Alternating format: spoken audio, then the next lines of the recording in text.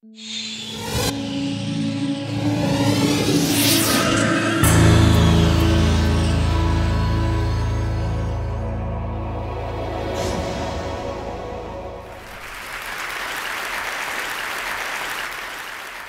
120 years ago, Dr. Röntgen x-rayed his wife's hand. Quite why he had to pin her fingers to the floor with her brooch, I'm not sure. It seems a bit extreme to me. But that image was the start of the x-ray technology, and I'm still fundamentally using the same principles today, but I'm interpreting it in a more contemporary manner. The first shot I ever did was of a soda can, which was to promote a brand that we all know, so I'm not going to do them any favours by showing you it. But the second shot I did was my shoes that I was wearing on the day, and I do really like this shot because it shows all the detritus that's sort of embedded in the sole of the sneakers. It was just one of those potluck things where you get it right first time. Moving on to something a bit larger, this is an x-ray of a bus, and the bus is full of people. It's actually the same person, it's just one skeleton. Back in the 60s, they used to teach student radiographers to take x-rays, thankfully not on you and I, but on dead people. So I've still got access to one of these dead people called Frida. She's falling apart, I'm afraid, because she's very old and fragile.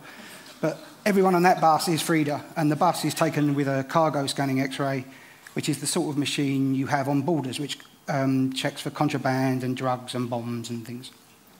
Fairly obvious what that is. So using large-scale objects does sort of create drama because you just don't see x-rays of big things that often. Technology is moving ahead, and these large cargo scanner x-rays that work with a digital system are getting better and better and better. Again, though, to make it come alive, you need somehow to add the human element, and I think the reason this image works, again, is because Frida's driving the bulldozer. Quite a difficult brief, make a pair of men's pants look beautiful, but I think the process in itself shows how exquisite they are. Fashion. Now, I'm sort of anti-fashion because I don't show the surface, I show what's within. So the fashionistas don't really like me because it doesn't matter if Kate Moss is wearing it or if I'm wearing it, it looks the same. We all look the same inside, believe me. The creases in the material and the sort of nuances, and I show things for really what they are, what they're made of. I peel back the layers and expose it, and if it's well made, I show it. If it's badly made, I show it. And I'm sure Ross can associate that with design. The design comes from within. It's not just top show. I get some strange looks when I'm going out getting my props. Here I was fumbling around in the ladies' underwear department of a department store, almost got escorted from the premises. I live opposite a farm, and this was the runt of the litter, a piglet that died. And what's really interesting is that if you look at the legs, you notice that the bones haven't fused, and should that pig have grown, unfortunately it was dead. It would have certainly been dead after I x-rayed it with the amount of radiation I used anyway. But once the bones are fused together, it would have been healthy. Yeah, so that's an empty puffer jacket, but I quite like the way it's posed. Nature is my greatest inspiration, and to carry on with a theme that we've already touched with is how nature is related to architecture. If you look at the roof of the Eden Project or the British Library, it's all this honeycomb structure, and I'm sure those architects are inspired, as I am, by what surrounds us, by nature. This, in fact, is a Victoria water lily leaf that floats on the top of a pond, an amaryllis flower looking really three-dimensional, seaweed ebbing in the tide. Now, how do I do this and where do I do this and all that sort of thing? This is my new purpose-built X-ray shed, and the door to my X-ray room is made of lead and steel. It weighs 1,250 kilograms, and it's the only exercise I get is opening and closing it. The walls are 700 millimetres thick of solid, dense concrete, so I'm using quite a lot of radiation, a lot more than you'd get in a hospital or a vet's. And there I am. This is quite a high-powered X-ray machine. What's interesting really about X-ray really is, if you think about it, is that that technology is used for sort of looking for cancer or looking for drugs or looking for contraband or whatever, and I use that sort of technology to create things that are quite beautiful. So still working with film, I'm afraid. Technology in X-ray, where it's life-size process, apart from these large cargo scanning machines, hasn't moved on enough for the quality of the image and the resolution to be good enough for what I want to do with it, which is show my pictures big. So I have to use a 1980s drum scanner. It was designed in the days when everyone shot photographs on film. They scan each individual X-ray, and this shows how I do my process of same-size X-ray. So this is, again, my daughter's dress. It still has the tag in it from me buying it, so I can take it back to the shop if you didn't like it. But there are 4 X-ray plates. You can see them overlapping. So when you move forward from something fairly small, a dress, which is this size, onto something like that, which is done in exactly the same process, you can see that that's a lot of work.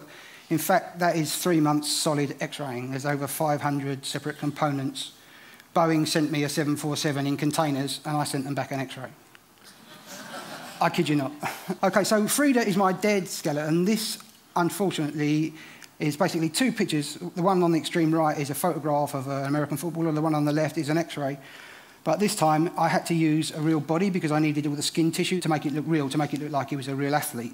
So here I had to use a recently deceased body, and getting hold of that was extremely difficult, laborious. But people do donate their bodies to art and science, and when they do, I'm in the queue, so I like to use them. The colouring. So colouring adds another level to the X-rays. It makes it more organic, more natural. It's whatever takes my fancy, really. It's not accurately coloured to how it is in real life. That flower doesn't come in bright orange, I don't think, but I just like it in bright orange. And also with something technical like these are DJ decks, it sort of adds another level. It makes a 2-dimensional image look more 3-dimensional. The most difficult things to X-ray, the most technically challenging things to X-ray are the lightest things, the most delicate things. So to get the detail in a feather, believe me, if there's anyone out here who knows anything about X-rays, that's quite a challenge. I'm now going to show you a short film. I'll step to the side.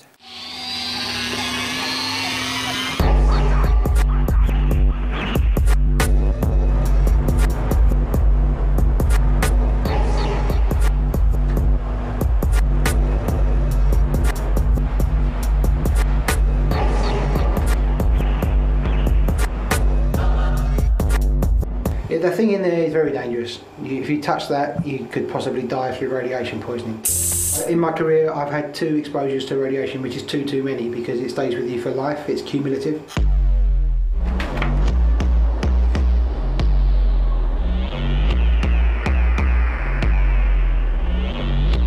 It has human connotations, the fact it's a child's toy that we all recognise, but also it looks like it's a robot, and it comes from a sci-fi genus.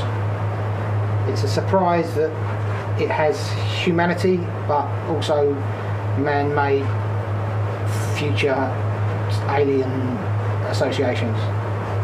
And it's just a bit spooky.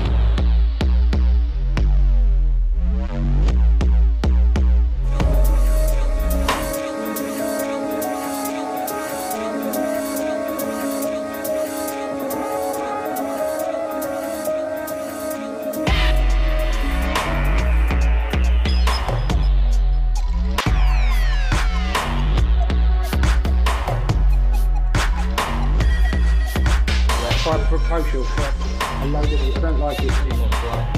Because then the bus was done with a cargo scanning X-ray machine, which is used on the borders between countries looking for contraband and illegal immigrants. The lorry goes in front of it and it takes slices of X-rays through the lorry, and that's how this was done. It's actually a slice. It's a bit like a CT scanner in a hospital. Slice, and then if you look carefully, there's all little things. He's got headphones on, reading the newspaper, got a hat on, glasses, got a bag.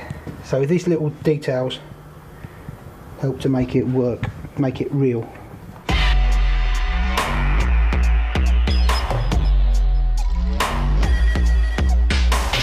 The problem with using living people is that to take an X-ray, if I X-ray you, you get exposed to radiation. So to avoid that, and I have to avoid it somehow, is I use dead people.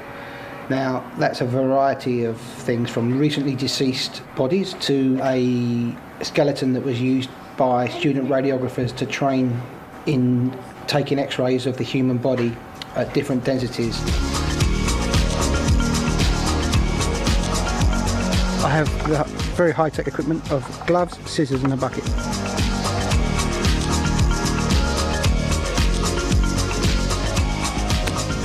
I will show how the capillary action works, how it feeds. I'll be able to get all the cells inside that stem because it transfers food from its roots to its leaves. Look at this monster.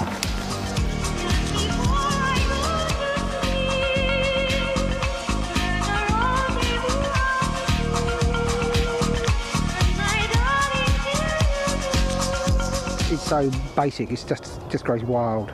That's what I really like about it, the fact that I'm going to go and buy it and it hasn't been genetically modified at all, it's just happening. And the X-ray shows how beautiful nature can be. Not that that is particularly beautiful when you look at it with a human eye. The way the leaves form, they're curling back on each other. So the X-rays will show the overlaps in these little corners.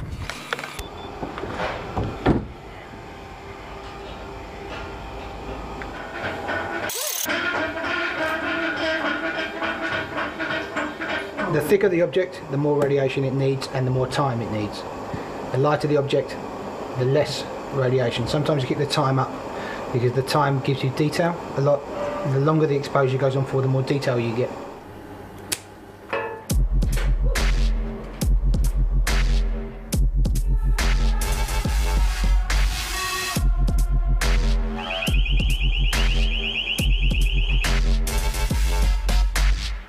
If you look at this just the tube, it is quite bright. But I could get a bit darker in the tube, but everything else would suffer. So these leaves at the edge would start to disappear. What I like is how hard the edges are, how sharp. Yeah, I'm quite pleased with that. I travel beyond the surface and show something for what it's worth, what it's really made of, how it really works. But also I find that I've got the benefit of taking away all the surface, which is things that people are used to seeing. And that's the sort of thing I've been doing. I've got the opportunity now to show you what I'm going to be doing in the future. This is a commercial application of my most recent work. And what's good about this, I think, is that it's sort of like a moment in time. Like you've turned around, you've got X-ray vision, and you've taken the picture with the X-ray camera. Unfortunately, I haven't got X-ray vision. I do dream in X-ray. I see my projects in my sleep, and I know what they're going to look like in X-ray, and I'm not far off. So what am I doing in the future? Well, this year is the 50th anniversary of Sosagoni's Mini, which is one of my favourite cars. So I've taken it apart, component by component, months and months and months of work. And with this image, I'm going to be displaying it in the Victoria and Albert Museum as a light box, which is actually attached to the car. So I'm going to saw the car in half down the middle, not an easy task in itself. And then so you can get in the driver's side, sit down, and up against you is a wall. And if you get out and walk around the other side of the car, you see a life-size light box of the car showing you how it works. And I'm going to take that idea and apply it to other sort of iconic things from my life. Like my first computer was a big movement in my life. I had a Mac Classic, and it's a little box, and I think that looked quite neat as an X-ray. I'm also looking to take my work from the two-dimensional form to a more three-dimensional form. And this is quite a good way of doing it. I'm also working now with X-ray video, so if you can imagine some of these flowers and they're actually moving and growing and you can film that in X-ray, it should be quite stunning. But that's it, I'm done. Thank you very much.